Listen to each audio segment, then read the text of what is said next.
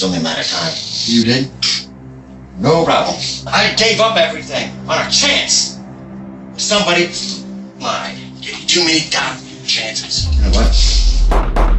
Okay, what's going on there? I was in the shower. I heard gunshots. I think my wife shot herself.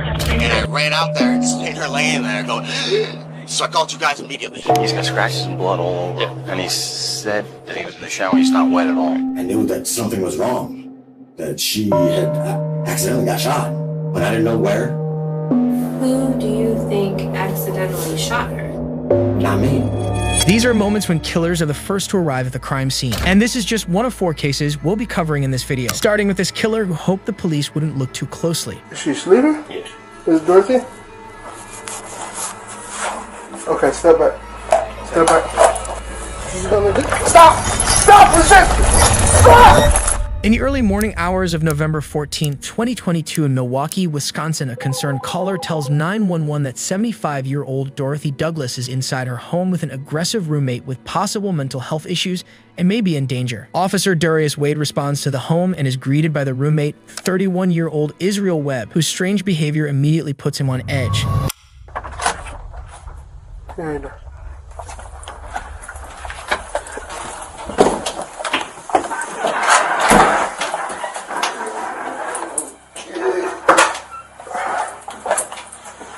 After you. No. You said you gotta make sure you got an animal or something? Yeah. Go ahead. As Officer Wade enters the cluttered apartment, Israel grabs a brake rotor and follows him inside. The average weight of a brake rotor is 10 to 15 pounds and could easily be used as a deadly weapon.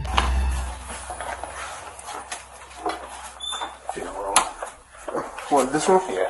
Okay. What's that for? Oh no, to block the door and it swings open. Ah, gotcha. You wanna just knock on the door for me? Rocky? She's laying on her bed.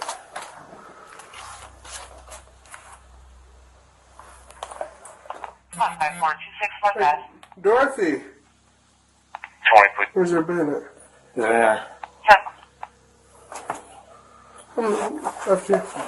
You got any lights here? Yeah. You got the lights on? I guess you can pay a bill. Oh. Hey, you just going there for me? Yeah, no. What do you mean? She's right here. Cautious of Israel's suspicious behavior, Officer Wade asks him to go into the bedroom first. He's been under the impression that Dorothy is inside, but Israel has a shocking surprise in store. Oh! She's right here. Dorothy?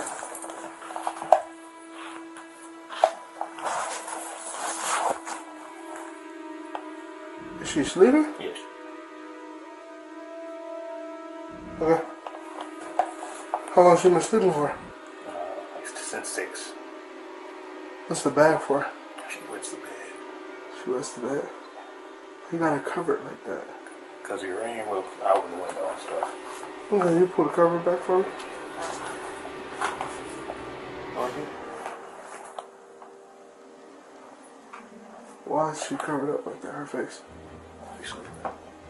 Alright, just step back for me. Is it Dorothy? Miss Dorothy?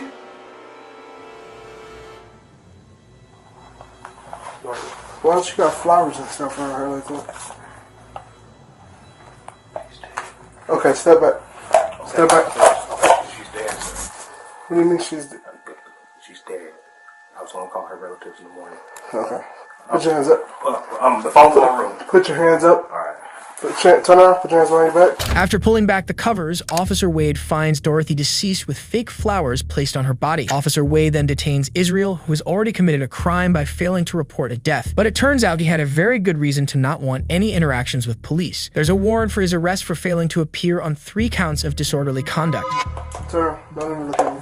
Hands behind your back. You're looking at me. Don't do that. Why are you looking? No, you're not gonna get shot, but you looking at me like that is kind of making me nervous. Stop looking at me. Lower. Don't do that. I'm telling you. Stop looking at me. You're gonna get tased. You hear me? Just letting you know. Don't do that. Alright? I got a taser right now. Okay. Just letting you know. Okay. Alright? Please. Alright? No. Please. No. Her relatives. Call her relatives. Call her relatives, please. Don't. Make that little squad 1017, please. 45372, could you also respond to 2348 North Booth in the lower 1017, 5372? No. Come work. Don't move. Just don't move. Put your hands up. 60, Because you're doing too much moving and you're making me I'm nervous. 60, sequel for that. No. Just don't move. Officer Wade calls for backup as Israel makes disturbing pleas to be shot in the face. He commands Israel to the ground, but an already combustible situation is about to explode. On the ground.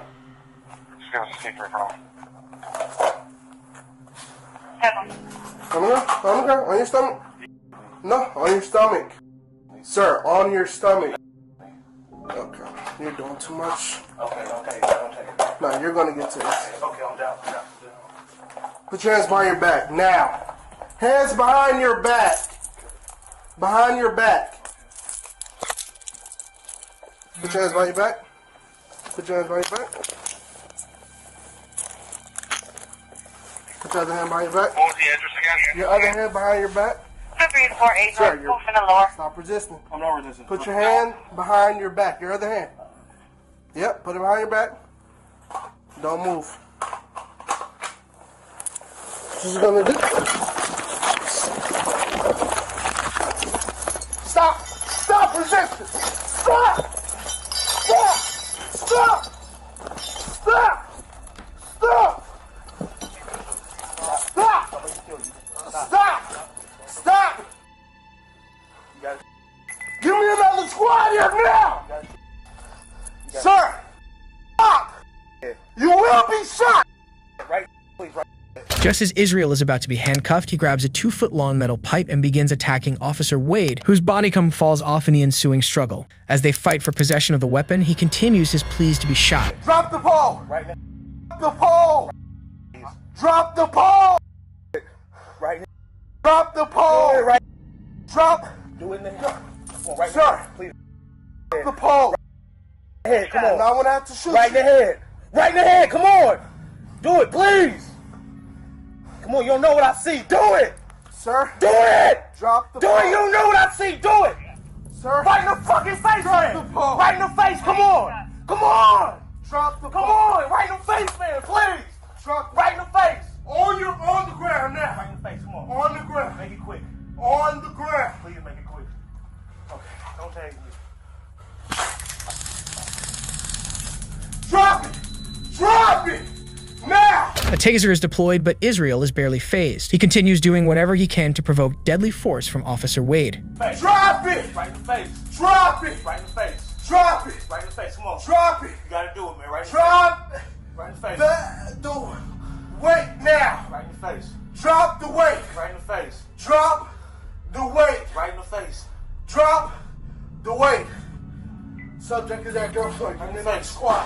Officer Wade continues his commands as backup finally arrives. Yes, on the road.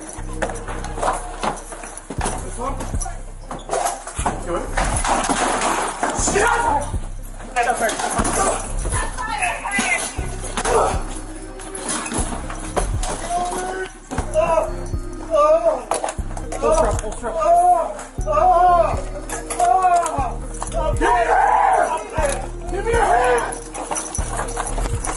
Check that room. I got it. Hold on.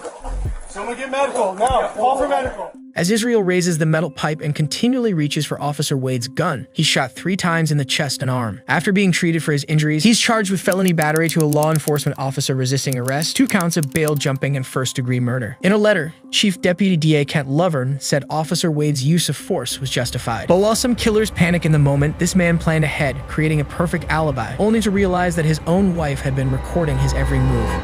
Too many God chances, man. Too many. On the morning of April 7, 2018 in Palm Coast, Florida, 36-year-old Keith Johansson calls 911 with a horrifying story. He heard gunshots while in the shower and then found the body of his 25-year-old wife, Brandy Salenza. County 911, where's your emergency? Yes, may I have an officer over at 23 Helter Lane? 23 what? Helter Lane? Felter? Yes. Okay, what's going on, man? I was in the shower. I heard gunshots, and I kicked my wife's out of her. Officers arrive and find Brandy's lifeless body in a bedroom. She's been shot twice in the chest, just feet away from her young child who was sitting quietly watching TV. But how does a victim who has taken their own life, as Keith claims his wife did, shoot themselves twice? Police will soon be wondering the same thing. Alright, relax, man, relax. So you got in the shower. How long were you in the shower, what you said? Maybe 5 minutes. 5 minutes, alright. And I heard boom, boom, but I thought it was a balloon. How many shots did you hear? 2. You heard 2? And I thought it was a balloon at first. Then I heard the secondary shot. And I ran out there and seen her laying there going, so I called you guys immediately. Keith again claims he heard the gunshots while in the shower before finding Brandy fighting for her life. But unfortunately for him, police are about to see right through his poorly acted performance. Yeah. No. So he was in the shower? Yeah. The only thing that thing is the shower is underneath his shirt. Under her shirt? Where? The casing.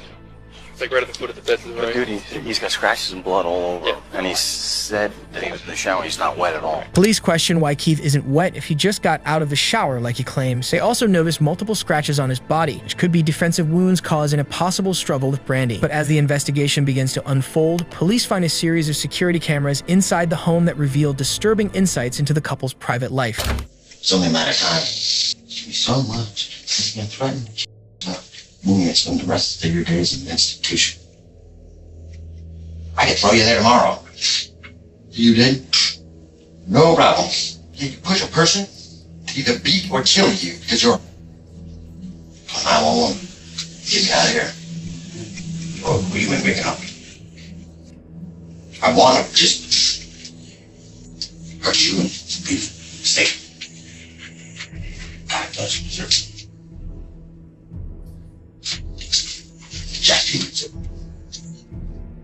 Too many chances, man. Too many. Show a cop these videos. I'd rather be in prison. And the very night before her death, a sobbing Brandy was subjected to hours of her husband's verbal abuse for the very last time. Keith is brought down to the station for questioning, where he tries his best to convince detectives that his wife's death was all a horrible accident. Then about 40 minutes later, I heard a pop. And I was like, what the heck? You know what I mean? So I just thought, oh, it was a fucking balloon. Then I heard a pop, pop. You know, just, you know, that's how it went. Pop, pop. And I was like, something's wrong. Went out, slipped across the floor, was looking around. I didn't see her at first. And then I was like, what the heck, man? And I looked over and she was laying right there. Like this. And I was like, Brandy, Brandy. And at that point, there was no blood or nothing. I was like, Brandy, Brandy. And then I looked out and seen the guns, and I immediately called 911. I mean, immediately. Keith tells detectives he called 911 immediately after finding Brandy, but leaves out a few crucial details, like how he frantically hid his narcotics while refusing to give his wife medical attention. Oh, can you apply for? Are you applying pressure to that wound? No, I can't. Find yourself like that. I'm wet. I'm sliding on my floors. You can't apply pressure. I can't see it. Listen, I got wood floors and I'm sliding. I don't want to risk hurting her or possibly one of the guns going off too. Okay, but you can't reach down to her and apply pressure on the gunshot wound. No, I can't see it. No, I can't. Okay. There's too much stuff right here. What stuff like? Moves in. Okay, I understand that. But there's no way for you to apply. What I'm trying to do is to see if there's any way to apply pressure to keep that wound from bleeding out. I don't see no blood on the floor. I just see blood on her shirt. His excuse is that he's wet and doesn't want to slip on the wood floors and hurt her further, an excuse the 911 operator clearly doesn't buy. Are there any security cameras installed in your bedroom? Not in the bedroom, no. not in the bedroom. And the rest of them don't work. They're offline. The batteries are off.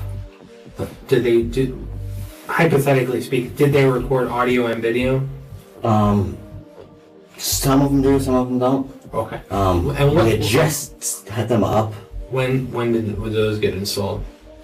We installed them ourselves. Okay, you guys installed them? We just did it, I don't know, a couple days ago. Where were the cameras installed, exactly? One in the front, one in the back, one on the side. And this side's not... I haven't got one yet for that side. Okay. You told somebody... What service are you using? Is it cloud-based or what? I'm not even sure. They're so new. I believe... Who are you paying? You paid somebody? No. So you don't pay any... Who'd you buy the cameras from? Walmart. Walmart. Do you know what brand they were? R something? Keith installed the cameras throughout the house, including the bathroom, in an effort to control every aspect of his wife's life. But when asked about them by detectives, he begins flailing for answers and gives them every reason in the book for not having access to the footage. So in your extensive gun career... I don't know about extensive, but... Well, I mean, you're more familiar than she is. How often does it happen that somebody accidentally shoots themselves twice? I don't know if she was shot once or twice. I don't know. Well, you said it went off twice. Yes. I don't know. I don't know. If she dropped the other one, it happens. Sure. I've never heard of it being like that unless you drop it. Right.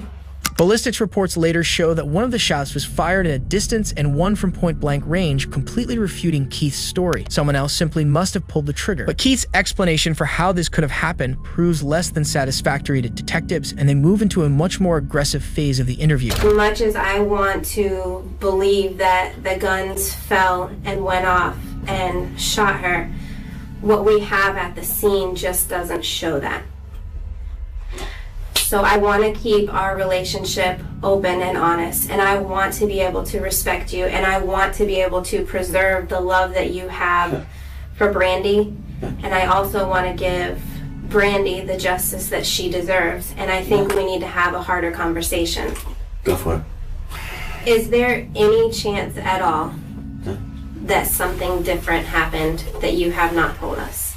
None. Because that's what happened. I got no reason to lie to you guys. What we have at the scene Okay. does not add up to what you're telling us. I want to believe you. I do. And I want to keep this relationship going that we have so that it's not difficult for you. I don't want to add to the trauma that you've already gone through. I really It's all going to be difficult. Well, yes, but you can make it easier for yourself. We cannot. Sure. But this is your opportunity to help yourself and to lay it all out for us, because there's a backstory. This isn't the story. This is the story. And I'll get a lawyer and I will prove that this is the real story. Detectives give Keith every chance to confess, but he instead tells them to ask his stepson what happened. Unfortunately for him, it's a perfect opportunity to tell him that they've already done exactly that, and he won't like the results. Ask Rylan. I mean, that's all that happened. We did ask him. Okay. And you know what he told us? Do you want to know? Yeah, because I wasn't up. So. He told us that he heard his mom scream. I heard no screams. At all. None. Why would he make that up? Ask him. Is he a liar? He has been known to tell fibs, yes. Does he tell you on the regular that his mom screamed in the bedroom? No. Has he ever told you that his mom screamed and it was a lie? No, not screaming, but he lies about a bunch of other different things. You can ask his real father, and he'll tell you that too. When told that his stepson has already refuted his story, Keith's response is to call him a liar. And once he begins to feel cornered, Keith becomes defensive. But detectives' efforts to calm him only make him dig in even deeper. You guys can try to pin whatever you want on me. She didn't scream. Listen, dude, nobody's trying to pin anything on you. I'm just telling you what I heard, man. That's it. What I heard, what I seen. I mean, if you're trying to pin something on me, why would I have called 911? You have a conscience. That's why. You love your wife. That's why. So why would... Shit happens in the heat of the moment. You're not a bad person. You're not a fucking monster. No. I would never do anything like that. Accidents happen. I feel kind of offended. I feel really offended that you guys can try to pin an accident on me. No. No, I thought that's what you were getting at with it. I was like, Not at all. If an accident happened, we are more than willing to listen to that. But what I'm telling you is what you're conveying as the accident that happened isn't the accident that happened. If something else happened that was accidental, we could lay that out and I would be happy to listen to it. I am not saying that you're a murderer. I am not saying that you're a bad person, but what I am saying is with my training, my experience, and the crime scene, the accident that you're laying out isn't the one that happened. No, it's hard. It's very hard. I know it is. Okay. And, I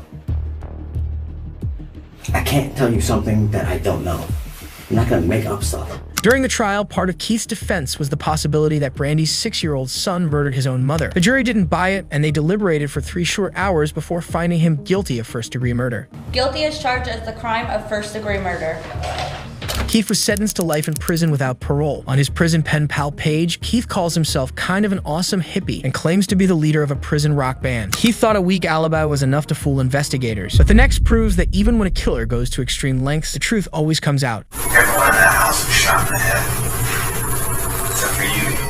On June 15, 2021 in Cedar Rapids, Iowa, 20-year-old college student and former Eagle Scout Alexander Jackson calls police with a terrifying tale. He tells police that an intruder broke into his home and killed his parents Jan and Melissa and his younger sister Sabrina with a family gun before shooting him in the foot and fleeing the scene. But when law enforcement comes to investigate the gruesome scene, they'll quickly see that the story Alexander is spinning isn't quite adding up. One County Sheriff Court, to emergency.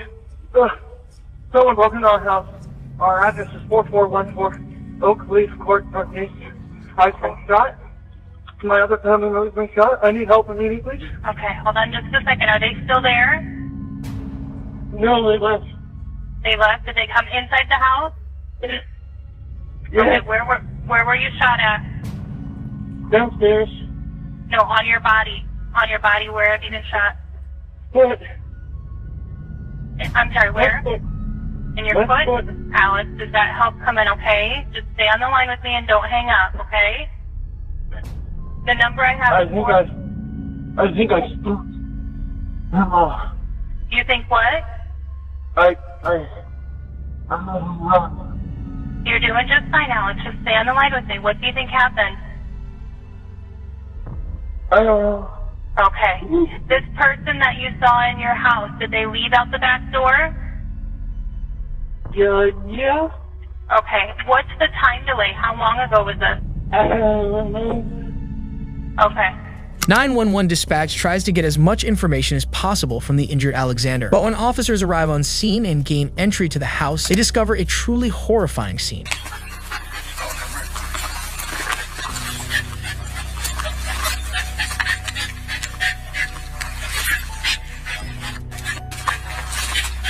Police department! Where are you at? What's that? We got contact with one subject in the house. Talking to him. Alright, okay. You down here by yourself? There's a subject down. Yeah, there's moving away. We got ammo out here. Started number 52. Justin. You guys are supposed to Corey. Justin, you let's go. Kurt Justin. Who's this down here? Hey. Who are you? Is that your dad? What happened? What happened? He came down. There was a man. Who shot your... Who else is here? My sister. She's back? Yeah, she's in her room. Is she okay? I Upon arrival, officers find the back door of the home open and a wounded Alexander inside. They also find his 61-year-old father, Jan, who had been shot 5 times, including twice in the head. And after finding a .22 caliber rifle lying on the floor, they now begin the search of the rest of the house. But they have no idea what horror awaits them. Brown, you go help Kaczynski, and then we'll take the upstairs.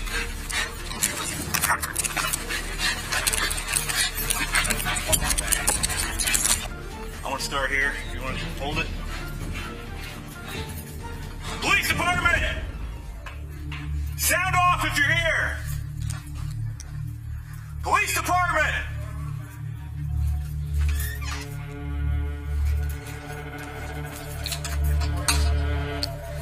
Yeah, I got a garage back here. I'm gonna check the garage.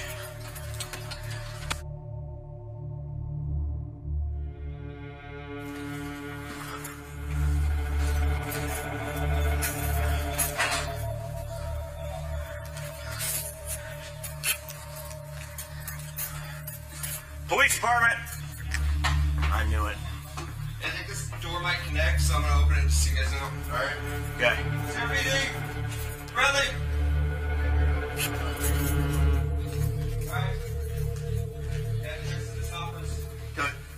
Upstairs, police find Alexander's 68-year-old mother, Melissa, dead in her bedroom, shot twice in the head. They then find the body of his 16-year-old sister, Sabrina, in her bedroom, shot in the chest and head. Are you going to Shell casings right here. Okay. We have confirmed all 3. Yeah. His daughter in the back. Yeah. We're just going to need a lift assist on the male that's injured. The other 3 DOA.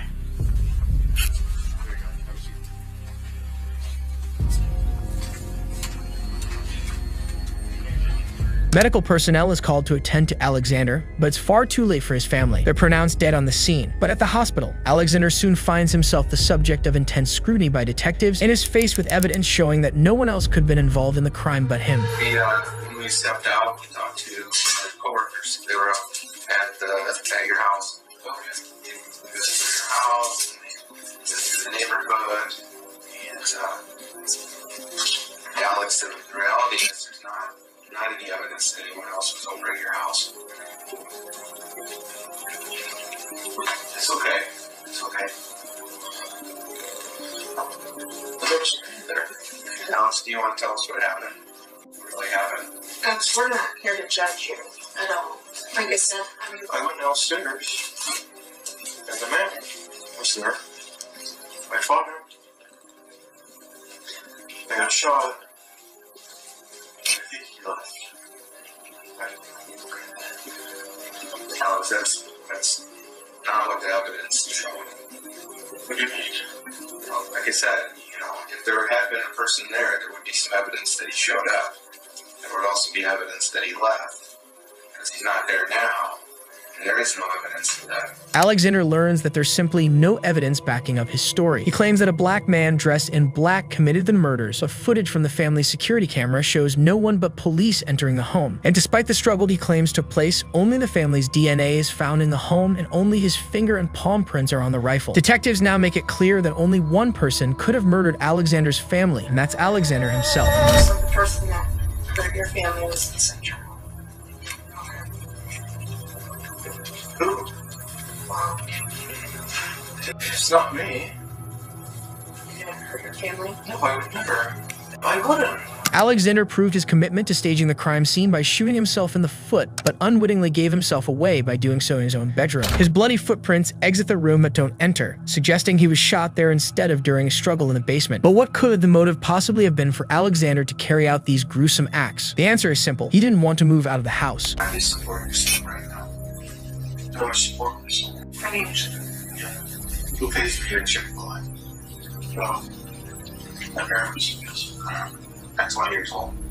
Yeah. You had a conversation with your dad about you needing to go find a job. Yes.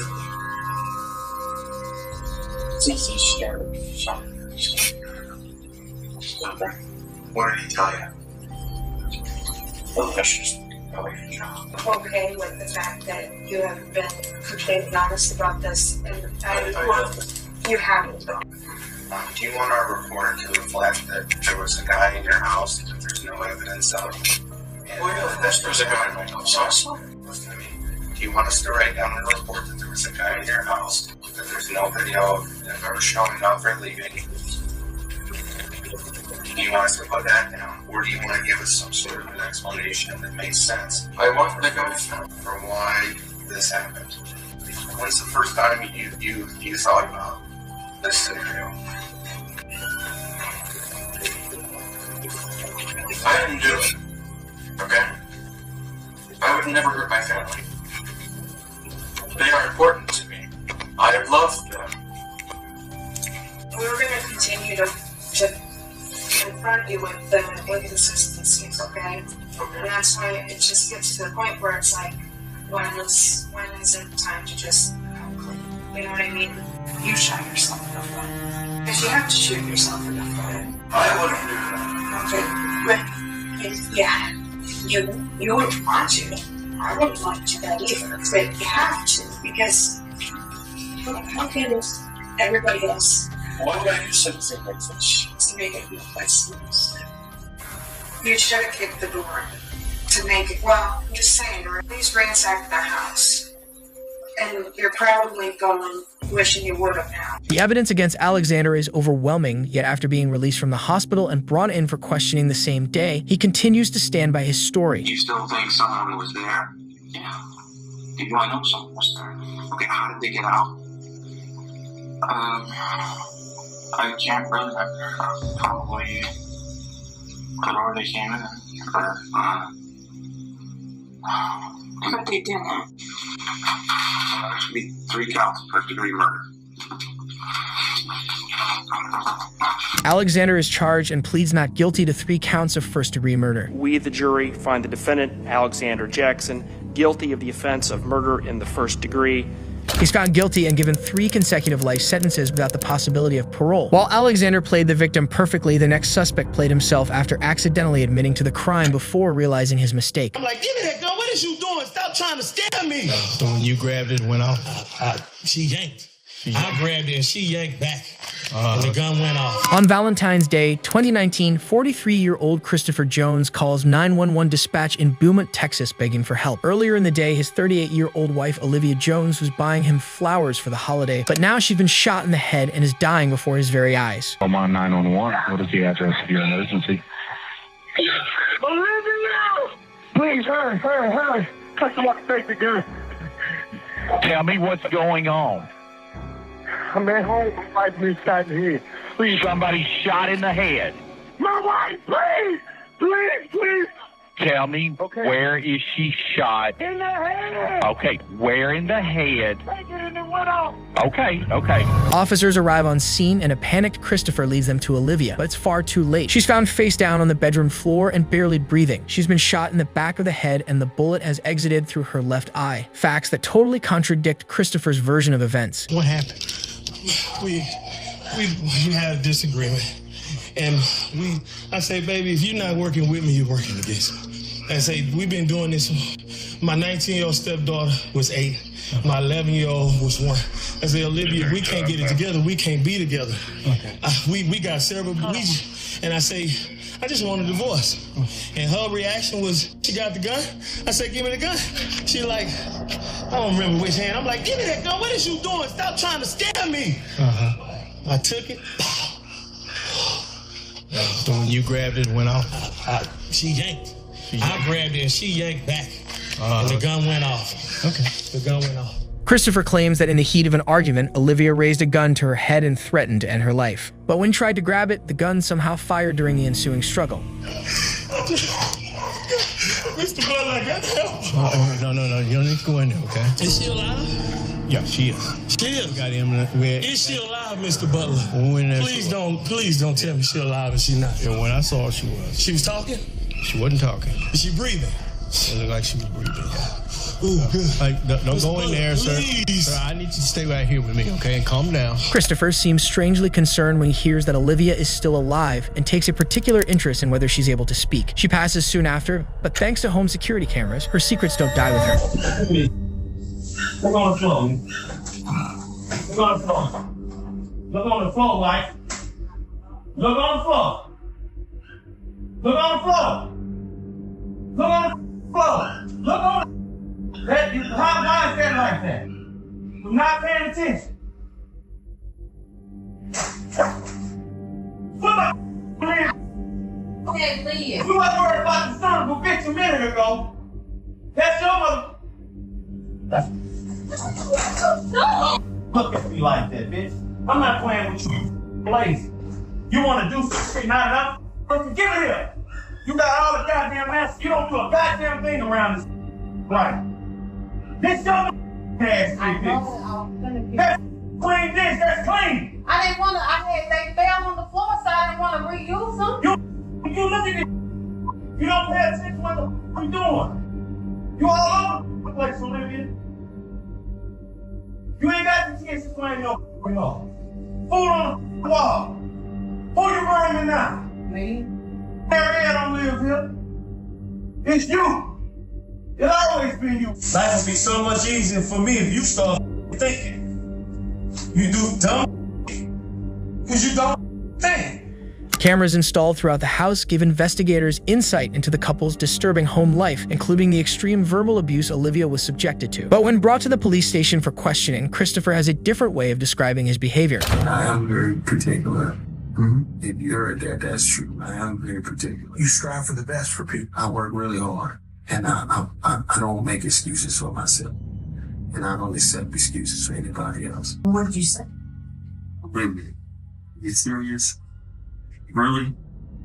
This is not going to solve anything. Okay. You know, this is not, you do not want to do that. Put that freaking gun down before you make a mistake and hurt yourself. She was crying. Christopher again claims that Olivia threatened to end her life during an argument, but detectives must know by now that Christopher's clearly hiding something, especially when it appears his home security footage has been tampered with. At 8:41 a.m., Olivia is shown following Christopher off screen, but then the footage suddenly jumps 3 minutes to 8:44 a.m., and Christopher makes his panicked call to 911. What happened during these 3 minutes? When asked, Christopher claims to be clueless. We're still trying to pull up these videos here, okay? Why would there be no recordings on that? I don't know. It should be. Everybody that went in that house should be on it. But like I said, the internet, you can go through days and it pretty much does it. We shouldn't have bought that. You just keep, like, you can pick whatever day you want and it's never going to be consistent. That's why I said it was a waste of money. Well, I'm wanting desperately to find some video on here that corroborates what you're telling us, but almost all the videos start right after this event happened. Now go ahead and do my initial. She pulls it. Give me the. Okay. And I go. I'm sorry. You're good. No, you're good. I like the chair. I'm sorry. You're fine. I like the chair, man. I'm reliving it. You are. I'm reliving it. So she should be shot in the back of her right head. Did you feel me twist your? Did you feel me twist? Back here. Did you feel me twist your? I twisted. Christopher attempts to demonstrate to detectives how he tried to disarm Olivia, but the nature of her injuries completely refute his version of events. And when detectives speak with those closest to Olivia, including her sister Angela, they learn that Christopher seemed to them like an aggressive and controlling husband. She can't talk on the phone after a certain time. He controlled the finances. He never wanted to be in the presence of her family. Family reunions, anything, he never came. But she would have to step off, and when he would call, and all you could hear was him screaming and yelling on the phone. His character is agitation. Like, his character is to be aggressive. I just don't get it. Because all she wanted, my sister was a married type. All she wanted was to be loved. Yeah. She loved love. Like, she loved her babies. She wanted to live for her babies. Detectives also talked to Christopher's ex, Letitia, who details a very similar pattern of abuse she herself barely escaped. It was just like a constant fight. Like, he strangled me, choked me out, drugged me through the house. My skin was missing off my back. One time, he bit my hand. He had this bite marks in my hand. This was what it was. Olivia's daughter, Ariel, says that her stepfather's abuse became so bad, her mother was practically brainwashed. One time, they were arguing, and I heard her say she couldn't breathe. I would see bruises on her.